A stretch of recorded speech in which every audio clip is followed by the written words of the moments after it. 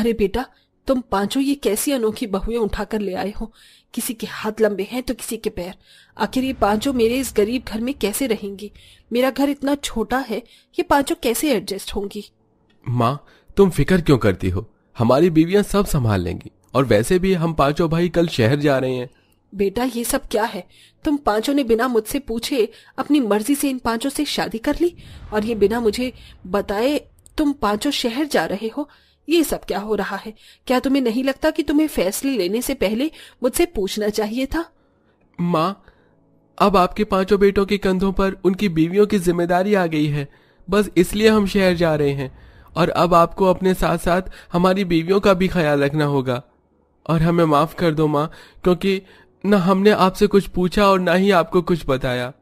माँ जी, क्या आप हमसे इतनी नाराज हैं कि आप हमारा गृह प्रवेश भी नहीं करवाएंगी? बहू, इन तीनों का तो मैं फिर भी गृह प्रवेश करवा दूंगी, पर तुम दोनों का कैसे गृह प्रवेश करवाऊं? एक की टांग लंबी है तो दूसरे की गर्दन। मुझे तो समझ ही नहीं आ रहा तुम पांचों इस छोटे से घर में रहोगी कैसे? कोई बात नहीं माँ जी, हम आपके सामने झुक जाएंगे और घर में भी झुक कर ही रहेंगे। झुकना तो तुम्हें पड़ेगा ही। चलो बहू, तुम पांचों यही रुको, मैं अभी पूजा की थाल लेकर आती हूँ। इतना बोलकर आशा घर में जाती है और पूजा की थाल तैयार करके अपनी पांचों बहू की आरती उतारती है और उन्हें घर में आने के लिए कहती है। पर जैसे ही नेहा और आरती घर में आने लगती हैं, वो दोनों दरवाजे की चौखट में अड़ जाती हैं, जिसे देख आशा अपने पांचों बेटों से कहती है, बेटा, ये दोनों तो अंदर ही नहीं आ पा रही। घर में आने के बाद खड़ी कैसे रहेंगी? घर के काम कैसे करेंगी? मेरा तो सब कुछ सोच कर ही सर दर्द हो रहा है।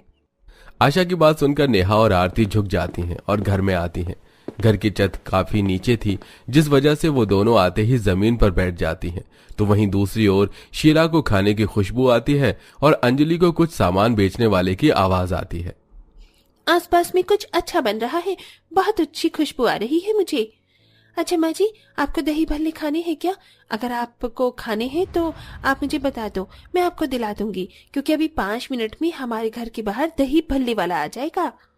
देख ले बेटा, तेरी बीवी खुले आंखों से सपने देख रही है।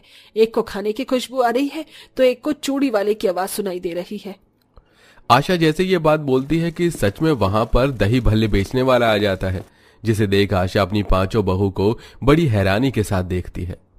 माँ जी, आप हम पांचों को ऐसे क्यों देख रही हैं? हमने कुछ गलती करी है क्या? बहू, मुझे लगा सिर्फ तुम पांचों दिखने में अजीब हो, पर मैं ये नहीं जानती थी कि शीला बहू और अंजलि बहू के नाक कान न सिर्फ लंबे हैं बल्कि बहुत तेज भी हैं।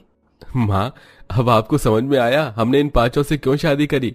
आप इन पांचों की जिस कमियों को देखकर मुंह बना रही थी, हमने उन कमियों में इनका वो टैलेंट देखा है जो शायद किसी ने नहीं देखा। अगर देख लिया होता तो आज ये पांचों हम भाइयों की बीवियां न होती। रवि की बात सुनकर आशा कुछ नहीं बोलती और मुंह बनाकर घर से बाहर चली जाती है और घूमते घूमते आम के बगीचे में चली जाती है। आम के पेड़ से कुछ कच्चे आम तोड़ने लगती है, पर हाइट कम होने की वजह से वो आम तोड़ नहीं पाती। गांव के शैतान बच्चों ने नीचे के सारे कच्चे आम तोड़ लिए।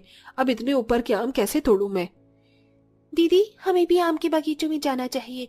माँ जी खेत में है, उन्हें आम तोड़ने में दिक्कत हो रही है। फिर तो माँ जी को मेरी जरूरत है, मुझे जल्दी जाना होगा। हाँ सरोज, जल्दी जाओ। इतना बोलकर सरोज अपनी सास के पास जा पहुंचती है और अपने लंबे हाथों से सारे कच्चे आम तोड़ लेती है। जिसके बाद अंजलि आशा के साथ घर आती है और आम काट कर उसे सूखने के लिए रख देती है। अब इसी तरह से कुछ दिन बीत जाते हैं और एक दिन घर में एक भी खाली डिब्बे नहीं है, मिल ही नहीं रहे। मैंने सारे खराब डिब्बे पता नहीं कहाँ रखे हैं। मेरे पास इतने भी पैसे नहीं है कि मैं दुकान से जाकर डब्बे खरीद के ला सकूं। मेरे अचार कहीं खराब ना हो जाए। इन अचार को बनाकर ही तो मैं मार्केट में बेच पाती हूँ और कुछ पैसे कमा पाती हूँ। माँ जी, आप फिक्र क्यों करती है? आपकी 5 बहू है ना, मैं अभी आपका काम आसान कर देती हूँ। नेहा बैठी बैठी अपनी लंबी गर्दन से घर का हर एक कोना देखती है, पर उसे कहीं भी खाली डिब्बा नजर नहीं आता। जिसके बाद वो बाहर आकर घर की छत पर देखती है और उसे कुछ खाली डिब्बे नजर आते हैं।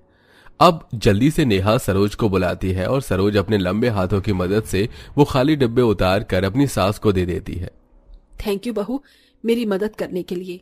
माँ जी, इसमें धन्यवाद बोलने जैसी कोई बात नहीं है, और मेरी गर्दन लंबी है तो इसका थोड़ा सा तो फायदा हम उठा ही सकते हैं। और वैसे भी मैं आपकी बहू हूँ, मेरा फर्ज बनता है आपकी मदद करना।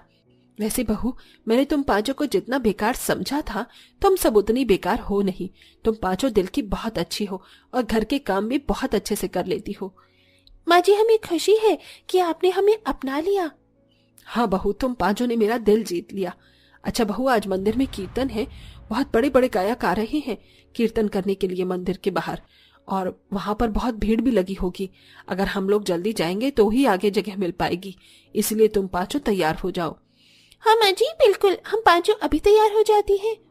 इस तरह आशा की पांचों बहुएं तैयार होने लगती हैं, पर उन्हें तैयार होने में समय लग जाता है।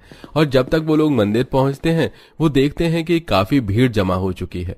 और क्योंकि आशा की हाइट बहुत कम थी, इसलिए उसे मंदिर में हो रहा प्रोग्राम नजर नहीं आता। बहू, मैंने तुम पांचों से कहा था समय से तैयार हो जाओ, पर फिर भी तुम पांचों ने मेरी एक नहीं सुनी। देखो मंदिर के बाहर कितनी भीड़ लगी हुई है, और पीछे खड़े होने की वजह से अब मुझे कुछ नजर ही नहीं आ रहा। पर माँ जी, मुझे सब नजर आ रहा है। बहू, तुझे तो सब नजर आएगा ही। तूने अपने पैर देखे हैं? हाँ माँ जी, मुझे मालूम है कि मेरे पैर बहुत लंबे हैं, पर आप फिक्र मत करो, मैं आपको ऊपर उठा लेती हूँ, फिर आपको भी सब नजर आएगा। क्या बहू, तू मुझे ऊपर उठाएगी? अरे लोगों ने देखा तो क्या सोचेंगे? माँ जी, आप इतनी दूर से आई हैं यहाँ का कीर्तन देखने के लिए, इसलिए ये सब मत सोचो। इतना बोलकर आरती अपनी सास को ऊपर उठा लेती है और आशा मंदिर में हो रहे कीर्तन भजन को आराम से देखती है। अब इसी तरह से कुछ महीने बीत जाते हैं और पांचों बहू इसी तरह से घर के सारे काम करती और आरती की मदद करती। ऐसे ही एक रात आशा के पांचों बेटे गांव वापस आ रहे होते हैं, पर घर से कुछ दूरी पर एक ढाबे के बाहर ही कुछ गुंडे उन पांचों को घेर लेते हैं। अरे देख, तेरे पास जो कुछ है चुपचाप से सब निकाल और हमें दे दे, वरना हम तेरा खेल यहीं खत्म कर देंगे। माँ जी, हमारे पांचों पति गांव में आ चुके हैं और वो पांचों मुसीबत में हैं। उन्हें कुछ गुंडों ने घेर लिया है और उनके आसपास से बर्तन की आवाज आ रही है, पर मुझे समझ नहीं आ रहा कि वो पांचों कहाँ हैं। हमें जल्दी से जाकर उनकी मदद करनी होगी। मुझे खाने की खुशबू आ रही है, हो ना हो वो आसपास के किसी ढाबे के पास हैं। तुम सब रखो, मैं घर के बाहर जाकर देखती हूँ कि हमारे पति कौन से ढाबे के बाहर हैं।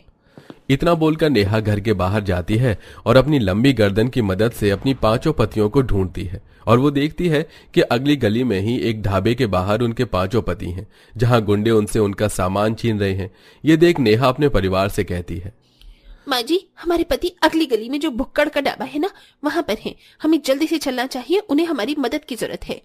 इस तरह आशा अपनी पांचों बहू के साथ उस ढाबे पर आती है और वहां जाते ही सरोज अपने लंबे हाथों की मदद से उन गुंडों को पकड़ लेती है और आरती अपनी लंबी टांगों से उन गुंडों को इतना जोर के लात मारती है कि वो सारे गुंडे वहां से काफी दूर जाकर गिरते हैं। इस तरह पांचों बहू मिलकर अपनी पतियों की रक्षा करती हैं और वो सब सही सलामत घर आ जाते हैं। बहू, आज तुम पांचों ने कमाल कर दिया। मैंने कभी सोचा भी नहीं था कि मुझ गरीब को इतनी तेज बहुएं मिलेंगी।